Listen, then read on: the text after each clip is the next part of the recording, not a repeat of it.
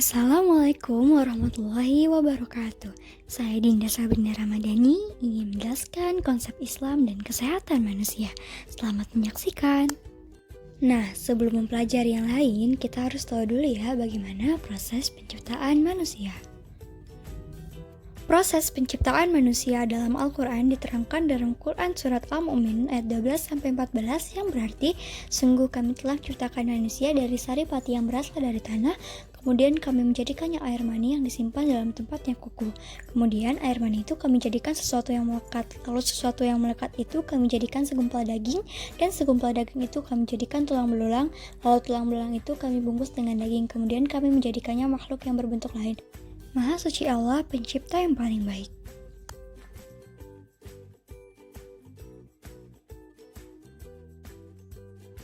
Selama hidupnya, manusia mengalami beberapa masa. Dalam Quran Surat Al-Hajj ayat 5 berarti, hai manusia, jika kamu dalam keraguan tentang kebangkitan, maka sesungguhnya kami telah menjadikan kamu dari tanah, kemudian setetes mani, kemudian segumpal darah, kemudian segumpal daging yang sempurna dan kejadiannya dan tidak sempurna, agar kami jelaskan kepada kamu dan kami tetapkan dalam rahim apa yang kami kehendaki sampai waktu yang sudah ditentukan.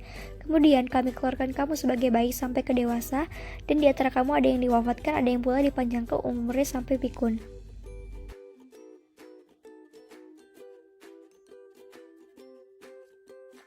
Lalu kemuliaan yang Allah berikan kepada manusia, yaitu manusia akan diangkat sebagai khalifah di muka bumi, diberikan bentuk yang terbaik, dilengkapi dengan perangkat yang menunjang, dan diberikan kekuasaan untuk menundukkan alam.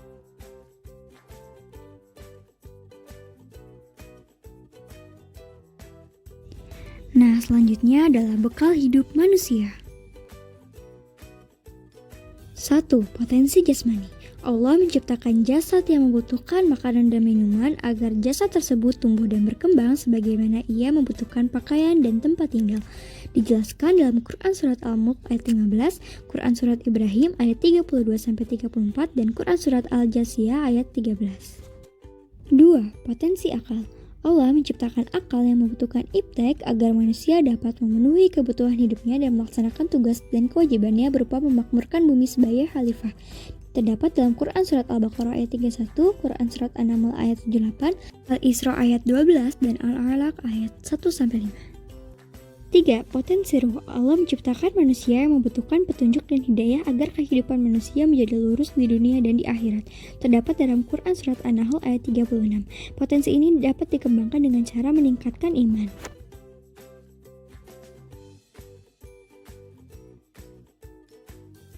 Penyakit manusia menurut Al-Quran. 1. Penyakit hati. Penyakit hati pertama, penyakit syubhat. Syubhat artinya samar, kabur, atau tidak jelas. Penyakit syubhat adalah penyakit yang menimpa hati seseorang dan akan merusak ilmu dan keyakinannya. Penyakit syubhat terdapat di dalam Quran Surat Al-Baqarah ayat 10 yang berarti, dalam hati mereka ada penyakit, lalu Allah menambahkan penyakitnya itu, dan mereka mendapat azab yang pedih karena mereka berdusta. Ayat ini menceritakan pada waktu itu ada orang-orang yang ragu akan keesaan Allah, namun mereka menipu Rasul dengan menyatakan mereka beriman, sebenarnya tidak. Penyakit syubhat juga terdapat dalam Quran Surat Al-Mudaththir ayat 31. Yang berarti, dan tiada kami jadikan penjaga neraka itu melainkan dari malaikat. Tidaklah kami menjadikan bilangan mereka itu melainkan untuk cobaan bagi orang-orang kafir, supaya orang-orang yang diberi Alkitab menjadi yakin, dan supaya orang yang beriman bertambah imannya, supaya orang-orang yang diberi Alkitab dan orang-orang mukmin itu tidak ragu-ragu, dan supaya orang-orang yang dalam hatinya ada penyakit, dan orang-orang kafir mengatakan, apakah yang dikehendaki Allah dengan bilangan ini sebagai suatu perumpamaan? Demikianlah Allah membiarkan sesat orang-orang yang dikehendakinya, dan memberi petunjuk kepada siapa yang dikehendakinya, dan tidak ada yang mengetahui tentara Tuhanmu melainkan Dia sendiri. Contoh-contoh penyakit syubhat ada ragu, munafik, bid'ah, dan kafir. Penyakit hati yang kedua adalah penyakit syahwat. Syahwat artinya selera, nafsu, keinginan, atau kecintaan. Penyakit syahwat adalah penyakit mengikuti apa-apa yang disenangi oleh hati atau nafsu yang keluar dari batasan syariat. Penyakit ini akan menyebabkan kerusakan niat, kehendak, dan perbuatan. Penyakit ini terdapat dalam Quran Surat Al-Ahzab ayat 32 yang berarti, "Hai istri-istri Nabi, kamu sekalian tidaklah seperti wanita yang lain. Jika kamu bertakwa, maka janganlah kamu tunduk dalam berbicara sehingga berkeinginanlah orang yang ada penyakit dalam hatinya, dan ucapkanlah perkataan yang baik." Maksud dari ayat ini adalah sebagai perempuan, janganlah mengintonasikan ucapan dan menipiskan suara saat sedang berbicara dengan laki-laki, sehingga orang-orang yang di dalam hati mereka terdapat penyakit nifak dan syahwat yang haram menjadi bangkit karena hal itu. Dan ucapkanlah ucapan yang jauh dari keraguan serta menjadikan ucapan tersebut serius. Contoh penyakit syahwat adalah rakus, zina, tamak, riya, dan berbuat keji. Penyakit kedua, penyakit jasmani. Jasmani berarti tubuh, fisik, dan benda. Penyakit jasmani adalah penyakit yang berhubungan langsung dengan tubuh atau fisik seseorang dan dapat dirasa atau dilihat. Penyakit jasmani terdapat di dalam Quran Surat An-Nur ayat 61, yang berarti tidak ada halangan bagi orang buta, tidak pula bagi orang pincang, dan tidak pula bagi orang sakit. Adapun contoh penyakit jasmani, demam, kudis, stroke, diabetes, dan lain-lain.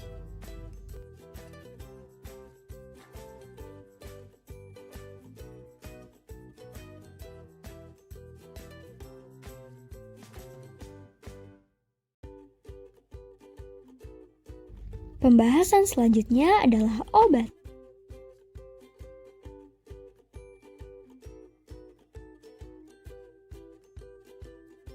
Al-Quran sebagai obat segala penyakit terdapat di dalam Quran Surat Al-Isra ayat 82 yang berarti, "Dan kami turunkan dari Al-Quran sesuatu yang menjadi penyembuh dan rahmat bagi orang-orang yang beriman."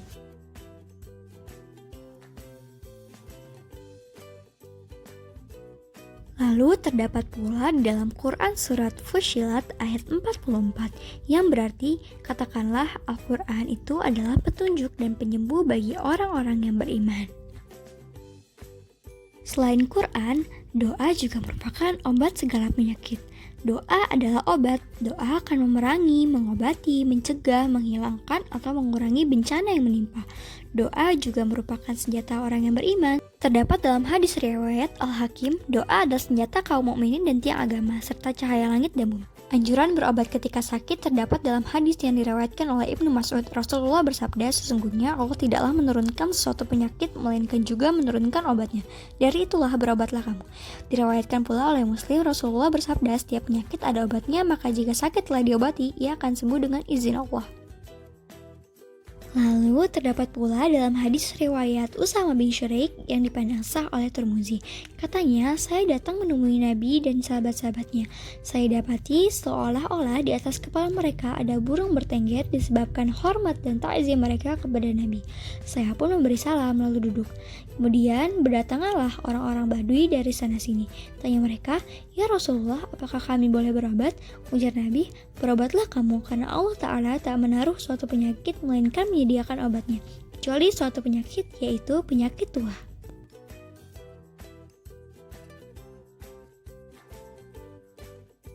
Selanjutnya adalah hukum berobat. Syekh Muhammad bin Shalih Al-Utsaimin rahimahullah merinci hukum berobat menjadi beberapa keadaan. Yang pertama, bila diketahui atau diduga kuat bahwa berobat sangat bermanfaat dan meninggalkannya akan berakibatkan kebinasaan, maka hukumnya wajib.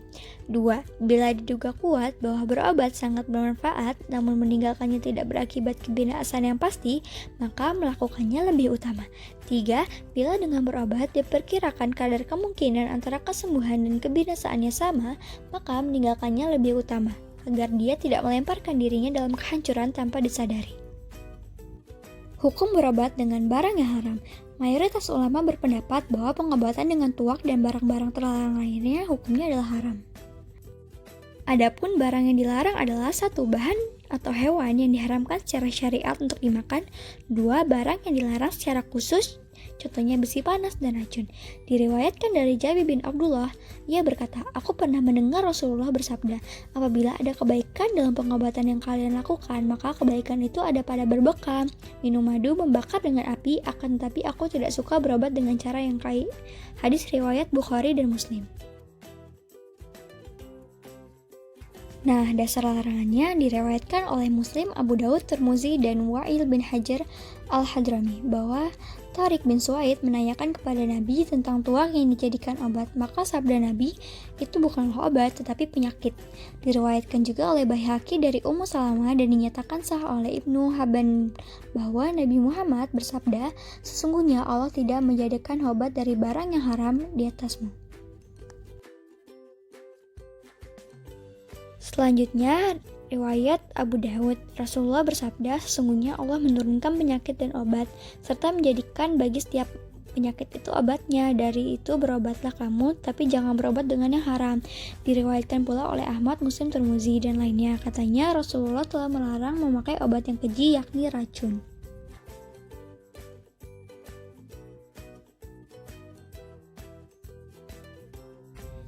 Pengobatan Islam.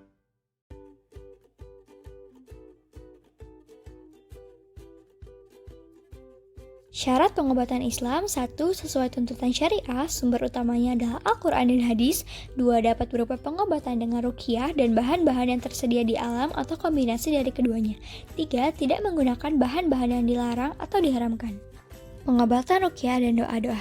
Pengobatan dengan mantra dan doa-doa boleh dilakukan jika mengandung zikir kepada Allah dan diucapkan dengan bahasa Arab yang dapat dimengerti. Karena kata-kata yang tidak dapat dimengerti tidak dapat dijamin akan bebas dari unsur-unsur kemusyrikan. Di masa jahiliyah, kami melakukan pengobatan dengan mantra. Lalu kami tanyakan, ya Rasul, bagaimana pendapat Anda dalam hal ini? Ujar Rasul, coba bawa kepadaku mantra Tuhan itu. Tidak apa mantra jika tidak mengandung kemusyrikan. Hadis riwayat Muslim dan Abu Daud. Menurut Syafi'i, mengenai mantra, ujarnya, tidak apa membaca mantra yang terambil dari kitabullah atau zikir-zikir yang diketahui. Selanjutnya, pengobatan Nabi. 1. Pengobatan alamiah merupakan pengobatan dengan menggunakan bahan-bahan alam yang sudah tersedia. Contohnya buah zaitun untuk mengobati kolesterol dan kurma untuk program hamil. 2. Pengobatan ilahiyah merupakan pengobatan syariat Islam dengan menggunakan ayat-ayat Al-Quran. Contoh pengobatan dengan doa-doa, ruqyah, puasa, maupun sholat. 3. Pengobatan alamiah dan ilahiyah merupakan pengobatan yang memasukkan ayat Islam dan memakai bahan alam. Contohnya manusia yang disengat hewan didoakan menggunakan Al-Fatihah dan diberi madu. Dan pembahasan yang terakhir adalah bahan-bahan alam yang tercantum di dalam Al-Quran. Ada kurma, madu, zaitun, delima, jahe, dan pisang dengan manfaat-manfaat masing-masing.